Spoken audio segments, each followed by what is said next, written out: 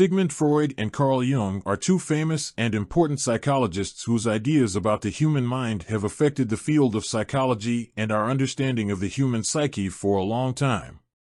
In this video, we will explore their theories and how they have shaped our understanding of the human psyche.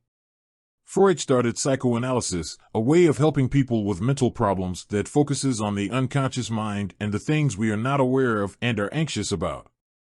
He thought that the unconscious mind shapes our personalities and behavior, and that the conscious mind is only a small part of the whole psyche. Jung had a more holistic view of the psyche, which focused on understanding both conscious and unconscious forces.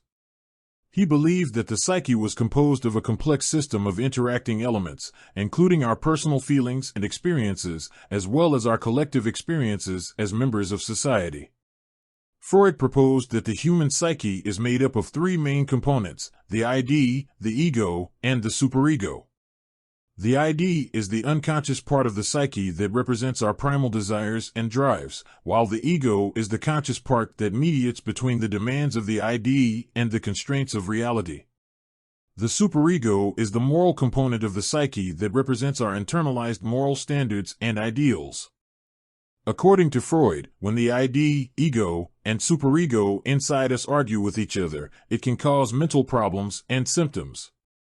The goal of psychoanalysis is to help people understand and deal with these unconscious conflicts by using techniques like free association and dream analysis. By doing this, people can learn more about their own minds and solve their mental problems.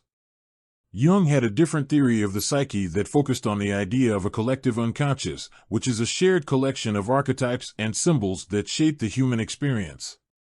He thought that the psyche consists of both a personal unconscious, which holds an individual's repressed experiences and memories, and a collective unconscious, which holds the inherited experiences and archetypes of humanity. Jung also emphasized the importance of the process of individuation, or the process of becoming an individual, as a key aspect of psychological development. He believed that this process involves integrating the various parts of the psyche, including both the conscious and unconscious aspects, to achieve a sense of wholeness and meaning in life.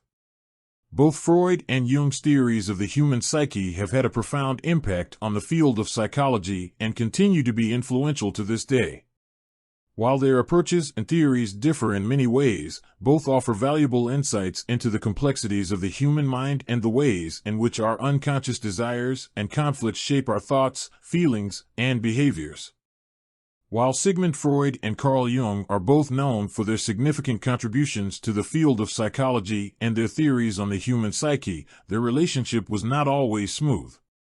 In fact, there was a significant amount of drama and tension between the two men, particularly around their fundamental disagreements about the nature of the human unconscious.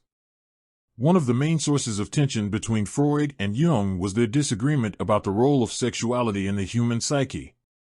Freud believed that sexuality played a central role in the development of the psyche and that many psychological problems could be traced back to repressed sexual desires. Jung saw sexuality as just one aspect of the psyche and believed that the human unconscious was much more complex and multifaceted. He argued that the unconscious was made up of many different layers, including the personal, collective, and archetypal, and that these layers could all interact in unique ways to shape an individual's experience. This brings us to another point of disagreement between the two men: their differing views on the concept of the collective unconscious. Freud rejected the idea of a collective unconscious, arguing that the unconscious was unique to each individual and shaped by their own experiences and repressed desires. Jung believed that the collective unconscious was an inherited part of the psyche that contained shared archetypes and symbols that shaped the human experience. There are several famous quotes that Sigmund Freud and Carl Jung said about one another that highlight their differences and the tension in their relationship. Here are a few examples. Freud famously said about Jung, "He is very intelligent, but I don't think he will ever be normal." Jung wrote about Freud in his memoirs, "He was a man of great gifts, but also of equally great defects. His genius was indubitable, but it was constantly overshadowed by his character traits." Freud once commented on Jung's interest in spirituality and religion, saying, "He is tending to mysticism and is becoming quite incomprehensible." Jung, in turn, criticized Freud's emphasis on sexuality as the root of psychological problems, saying, "I cannot believe that an interpretation of the unconscious based on sexual symbols alone can be complete." Jung also wrote about his disappointment with Freud's theory of the psyche, saying, "I found myself in complete disagreement with Freud's conception of the unconscious." At first, Freud and Jung had a good and productive relationship, with Jung being a student of Freud's and later becoming the leader of the International Psychoanalytic Association. But their relationship became bad because they had different opinions about the psyche. They stopped working together because of this. Even though they had different views, both men are still important in the field of psychology and their ideas are still important today.